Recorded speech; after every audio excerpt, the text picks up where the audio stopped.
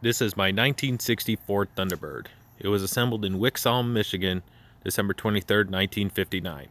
It originally came from the factory with a 430 with a 3-speed Cruise-O-Matic in it. The Cruise-O-Matic is still in here, but right now there is a 390 FE out of a 69 F100.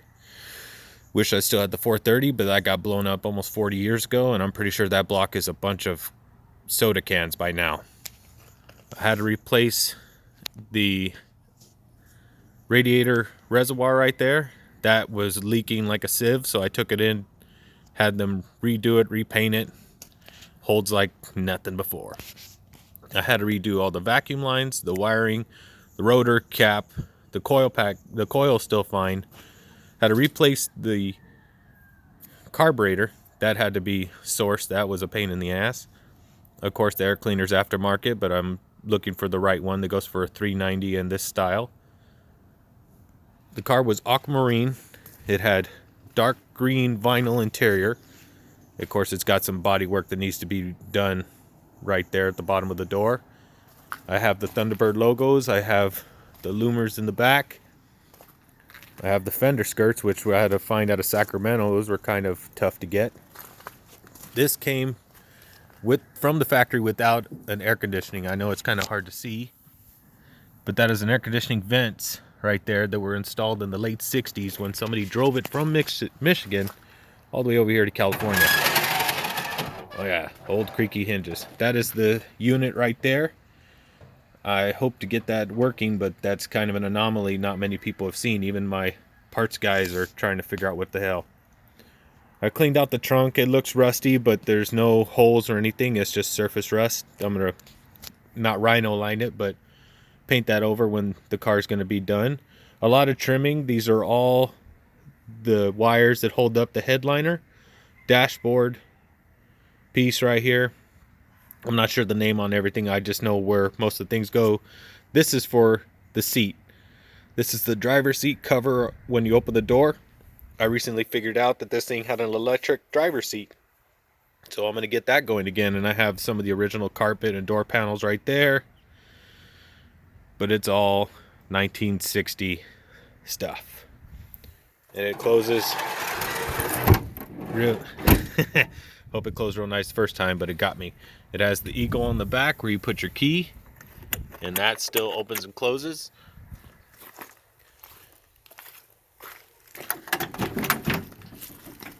The interior is kind of a mess, but here's my Thunderbird book. I'd recommend you get this if you have this car. This is a very big, helpful book. This will tell you practically everything you need to know from disassembling your motor to putting it back together. Sorry, but there's no numbers in there for you to call to get parts, but it's a great thing to buy when you just want to rebuild stuff by hand. It's helped me rebuild the heater core unit, which was a real pain just to source the diaphragms to hold the water back. This is sadly what the only interior door looks like, but it's got the metal on there that everybody's looking for, and there's no way I'm going to get rid of this. I found doors online. I just haven't bought them yet because I'm getting the car running and driving first. Yeah, the interior is a bit of a mess because I have most of my tools in there. But yeah, practically everything except for the doors is all here. Of course, the headliner needs to be installed. Of course, I'm going to clean up the roof. Here's the back seat, but you could tell that it's still in good condition. I have some curb scrapers right there. Thankfully, the owner I got it from, he had those and he was here. Oh yeah, I wasn't going to leave without those. Here's the interior. There's some 3 cans of essentials right there. Some PB, WD, and some brake cleaner. Can't build cars without them. And duct tape, but no duct tape here except for on the door. I'm getting rid of that. There's my 390. Here's the front of it. The lights, the grill, covered up my sweet license plate. It has a blemish right there, which is sad, but it isn't too bad, so it's able to pull out once it's time to do body work. A little sad on the bumper right there, but again, when it's time to do body work, that'll be fixed. These rims, everybody loves them, but hit or miss with those. Not a big fan, but for this car, it'll work. I have a bunch of jack stands, ramps, everything underneath there because I was doing the motor mounts yesterday. They're not the original motor mounts that went in the car, so it was a pain in the ass to do. Wires replaced, all that. I put the exhaust back together. Yeah, this right here, this was someone's attempt at doing the vacuum lines for the windshield wipers, but I'm the one that has to source that out now. Here's this side of the body. This fender is not the same color, but the body work is done. They just didn't recolor it when they finished. I have the symbol that goes on this door. It's just somebody covered up the hole, so when I do body work, I'll uncover them, put the symbol back on. That way it's nice and pretty. Here's the other passenger side. There's the dashboard right there. I got a lot of the stuff is still there. Thankfully, nobody chopped this thing and made it into a lowrider. A lot of people have been telling me that's where when the heater core was leaking. It's fixed now, but that's where it was leaking before. So new windshield wipers. Here's the interior for this side. The curb scrapers. Here's some of the green interior that's still left, but that's just the carpet. I already have a place where I'm going to source it. I just haven't bought it yet because I want to get the car more up and running first. Here's the skirts. Well, not skirts, the little cover on the inside. Very hard to find. This door panel's inside my house. I just don't have it on there because the screws that would hold it on basically tore through the cardboard, so I didn't want to damage the metal on it any.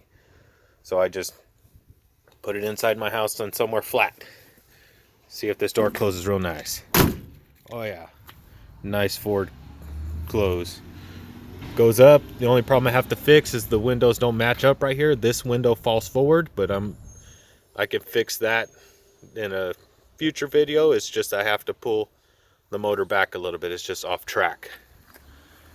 It has a lot of the trim pieces, and when I say a lot, I mean 90% of the trim pieces are on here, and I'm grateful for that because pricing those out online are crazy. Here's the other fender skirt and all the wood it's sitting on, but don't worry, it's got all that wood. It's got 6 car jacks and 2 car ramps that it's sitting on, so an earthquake won't take that thing down. These right here, ooh, I don't ever want to try and find those online. Here's my sweet tail lights. Of course, I had to cover up my sweet license plate so you guys wouldn't try and take it from me. It needs a lot of work, a lot of chip paint here and there, but this is my new project. Everybody's stuck in quarantine. I still work, but this is my new baby. That's my Bronco right there. That was my second baby. My first baby was a 1991 Volkswagen GTI Golf. I wish I could have it back, but had to sell it to buy that Bronco. But this is my Thunderbird right here. I plan on putting this back to almost factory, where it's just a nice show car. I know I'm not going to win extreme beauty prizes on it, but I already have people, even my local taco truck guy, that wants to take this from me.